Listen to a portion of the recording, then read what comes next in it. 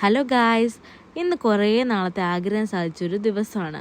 ഇന്ന് ഞങ്ങളെല്ലാവരും കൂടെ ഇസ്കോൺ ടെമ്പിളിൽ പോയി. കുറേ നാളുകൊണ്ട് ആഗ്രഹിക്കും, ഇവിടെ വന്നതിൽ പിന്നെ ഞാൻ കുറേ നാളുകൊണ്ട് ആഗ്രഹിക്കുന്ന കാര്യമാണ് ഇസ്കോണിൽ പോകണമെന്ന്. അങ്ങനെ ഫൈനലി ഞങ്ങൾ പോയിരിക്കുകയാണ്. അവിടെ ചെന്നപ്പോഴത്തേനും നമ്മൾ അതിൻ്റെ ഉള്ളിലേക്ക് കുറച്ച് കയറി പോയി കഴിയുമ്പം ചപ്പൽ നമ്മൾ ഊരി അവിടെ വെക്കണം.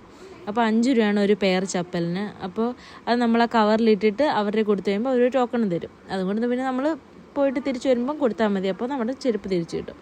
കുറേ നടക്കാനുണ്ട്, അതിൻ്റെ ഉള്ളിൽ കൂടി ഇങ്ങനെ അങ്ങ് നടന്നു പോകണം.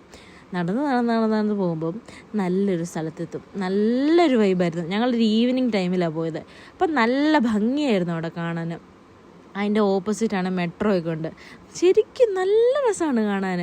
ഞങ്ങളെല്ലാവരും ഭയങ്കര എൻജോയ് ചെയ്ത് ഇങ്ങനെ എല്ലാം കണ്ട് ആസ്വദിച്ചുകൊണ്ടാണ്.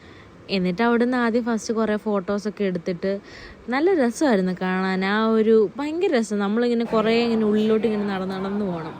പിന്നെ ഇതാണെങ്കിൽ അവിടെ നമ്മൾ ചെല്ലുമ്പോഴേ ഫ്രീ എൻട്രി എന്ന് പറഞ്ഞ സംഭവമുണ്ട്. അപ്പം ഇവിടെ 108 ഇതുപോലത്തെ കല്ലുകളുണ്ട്. അപ്പോൾ ഓരോ കല്ലിലും നമ്മൾ ഹരേ രാമ ഹരേ രാമ ആ ഒരു ശ്ലോകം ചൊല്ലിയിട്ട് വേണം ഓരോ സ്റ്റെപ്പ് നമ്മൾ എടുക്കാൻ.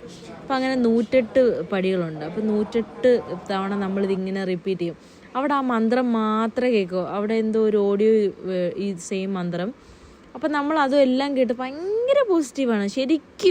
ശരിക്കും നല്ല പോസിറ്റീവാണ്. എൻ്റെ കൂടെ വന്ന ഡോണ, അവൾ ക്രിസ്ത്യാനിയാണ്.